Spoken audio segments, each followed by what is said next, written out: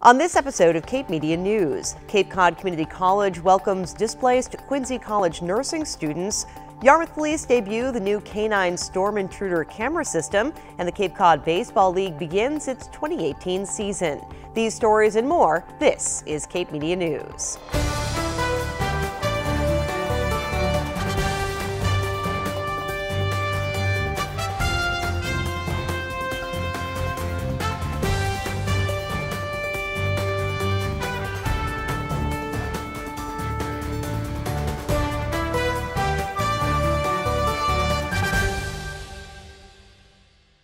Hello everyone, I'm Sarah Colvin, and this is Cape Media News, your local authentic newscast for Cape Cod. Quincy College nursing students are looking for answers after the school lost its accreditation.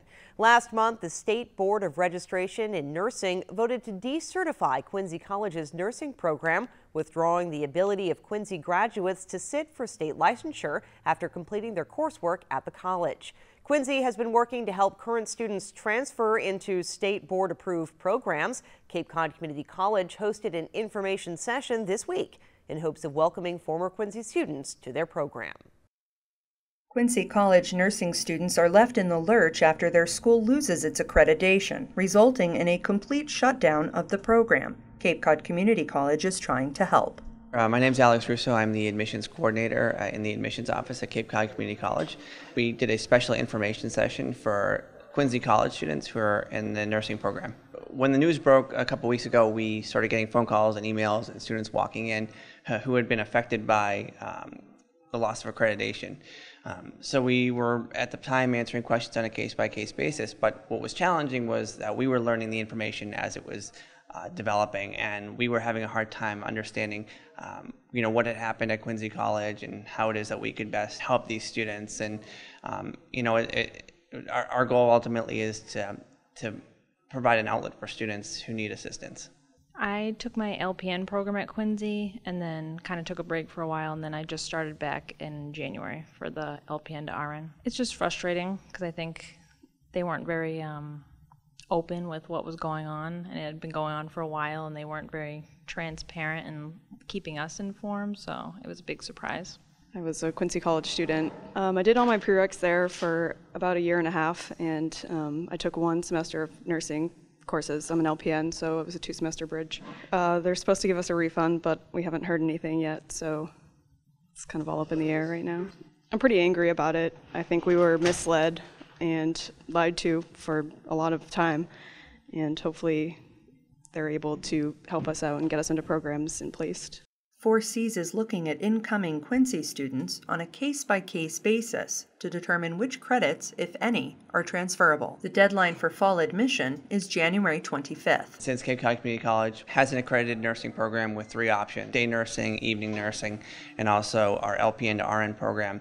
And we're also located within the region. We're accessible and we're affordable. It's definitely my first choice because I live on the Cape. I live in Orleans, so it's way closer. I was going to Plymouth before, so it'd be my preference probably. For Quincy students affected by the decertification, the 4Cs nursing program could offer them the chance to continue their studies. Just going through and looking at every school that I can. I'm trying to get this done as soon as I can without a lot of delay, so hopefully something works out. I just want to be able to get my degree and be able to work as an RN. That's my ultimate goal. Ultimately, our goal is to provide information and provide a viable option for them. For Cape Media News, I'm Gabrielle Rawson.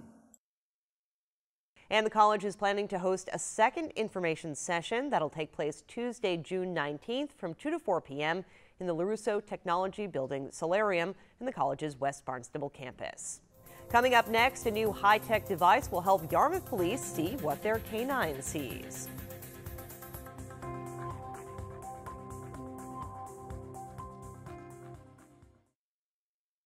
Marie, you have prediabetes. Prediabetes? I don't have time to eat right or exercise. I'm a busy mom. Oh, you're a busy mom. Yeah. This is great news. Busy moms never get prediabetes. Wait, what? Let me just... Yeah, this is all the people at risk for prediabetes, and way over here, busy moms. No?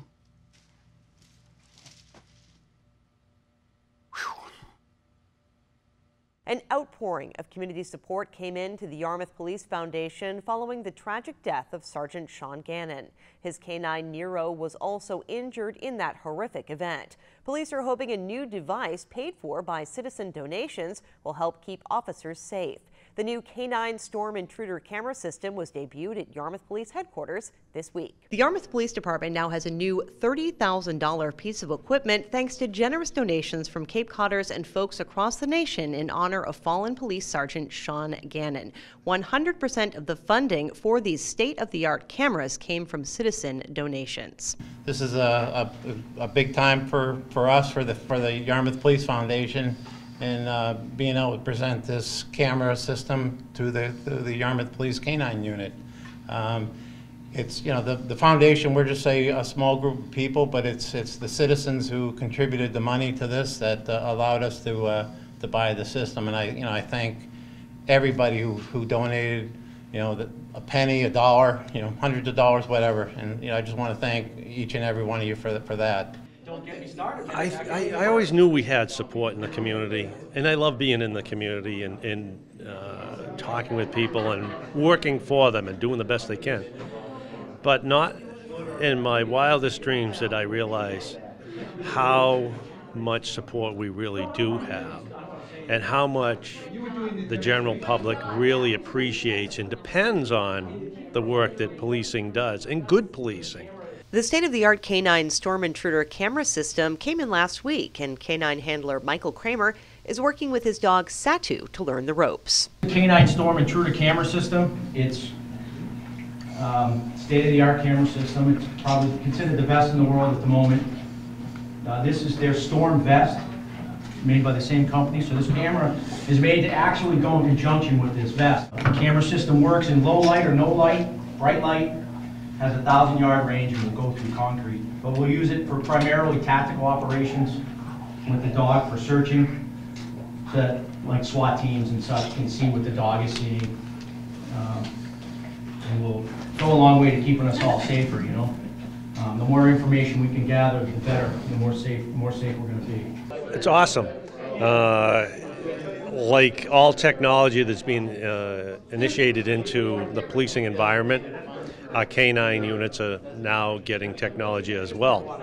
So this piece of equipment, although we'll have limited uses, but during those high-risk events when you could use that information that this piece of equipment can get, it can be a lifesaver. Our main goal is to make sure those police officers get home to their families each and every day. I want my officers to have the best training, the right staffing, and the best equipment. And to do that, you have to always be asking, because we don't have unlimited funds. Special high-tech equipment isn't all that officers need to stay safe. That's why local legislators have proposed a $2 surcharge on car rentals, an initiative that would help municipal police departments pay for training. It's immensely helpful. It's just sad that we've gotten to this point where we're one of the lowest funded police training states in the country, especially when you put in perspective that we are the epicenter for higher education. And then we got policing that's at the lowest form you can get. So it's well overdue. I appreciate the work they're doing, but it's not done yet, and that's frustrating. It's going to get done, but and there's a lot more than just training that's needed too. In the meantime, Kramer's looking forward to getting out in the field with the new camera system. He says he feels safer knowing he'll be able to see what Satu sees. There's a lot of situations where we're searching for stuff where I'd like to see a little bit better what the dog is seeing. Certainly in the dark. For Cape Media News, I'm Sarah Colvin.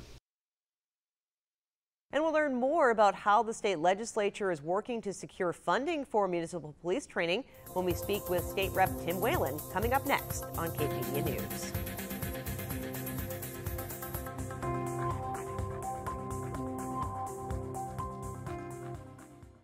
Mrs. and Mrs. Jimmy at the debut. I came from 5 generations of teachers.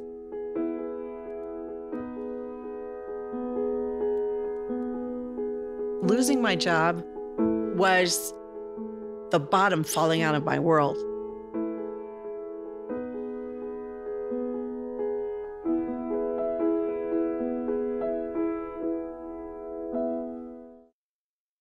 A few moments ago, we heard Yarmouth Police Chief Frank Frederickson talk about the need for funding for police training.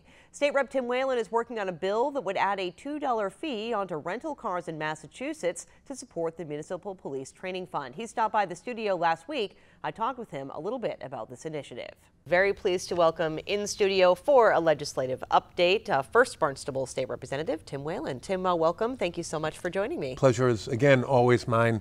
I sound like a broken record every time I come in here. I say the same thing. Geez, it's a pleasure to come in and see you, Sarah, and talk to your audience. But I mean it every single time. Well, and it's a pleasure to have you here in studio with us. We appreciate you taking the time out of your very busy schedule to come out here. Busy it is, but this is great. I love doing this. As a former state police officer, you know how much training is required, prior to joining the force, and then ongoing training, and of course something that can't be accomplished without a good amount of money, which is always a difficult thing to find. Right. But you're telling me that something is in place to kind of help municipal police officers get the training that they need. So the Massachusetts Chiefs of Police Association, they've been fighting for close to 30 years to get a steady, guaranteed stream of funding to fund municipal police training.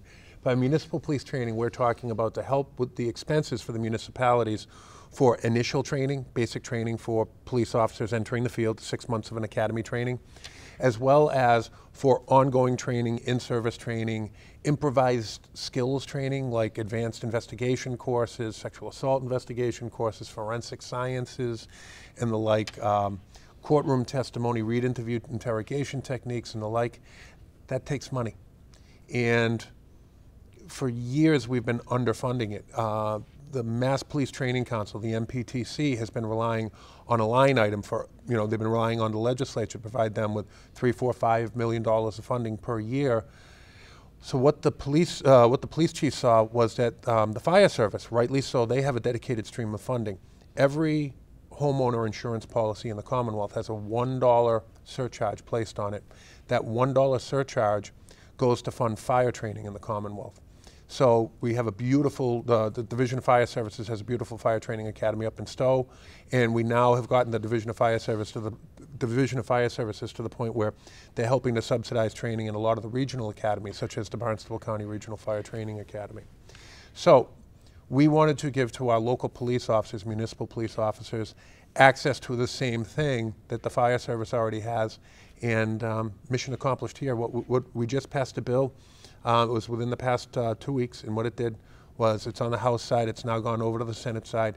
It will enable funding to come for municipal police training from a new $2 assessment on every rental vehicle contract that's executed in the Commonwealth. Now, that's not $2 per day, that's $2 per contract, as long as the term of the contract, I believe, is longer than 12 or 14 hours. Sure. So if you have someone that comes and they rent a car, they come in from the Netherlands, they fly into Boston, they're here for a week to tour and do a little bit of business, and then they fly back, they spend $381 to rent a car. Well, there'll be a $2 surcharge on that, it'll now be $383. And our dear friend in that case from the Netherlands has helped to provide funding for training for our police officers. It's long overdue. We demand so much of our police officers in today's day and age, particularly now we're entering a time where we're asking them to wear body cameras. Everybody has a cell phone with a camera in it, and police officers are being harshly judged based upon their actions they have to make in life-threatening, dangerous, split-second situations.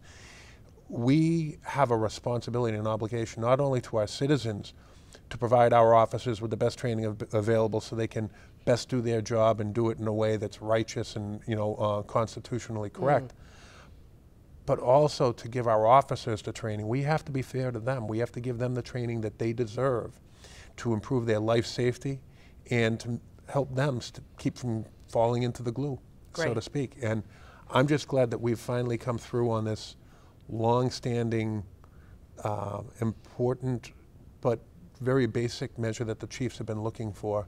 And I hope that this is the first of many accomplishments we can make to improve the safety and protect our police officers and improve their skill set. Sure. So is this in place now?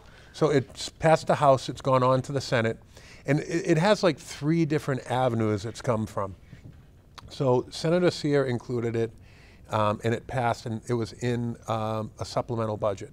It got pulled out by the conference committee from that supplemental budget and filed separately as a bill. While we were debating this, myself and Representative Paul Tucker, we went in with Representative Brad Jones. We spoke directly to Speaker DeLeo. We spoke to Majority Leader Mariano, and Speaker DeLeo said to me, because I told him, I said, I have to go home to Cape Cod.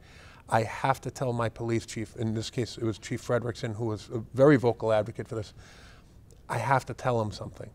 Speaker DeLeo knows Chief Frederickson well. Speaker DeLeo took time out of his schedule to come down and join us for the services that we had to go through back in April. God bless Sergeant Cannon.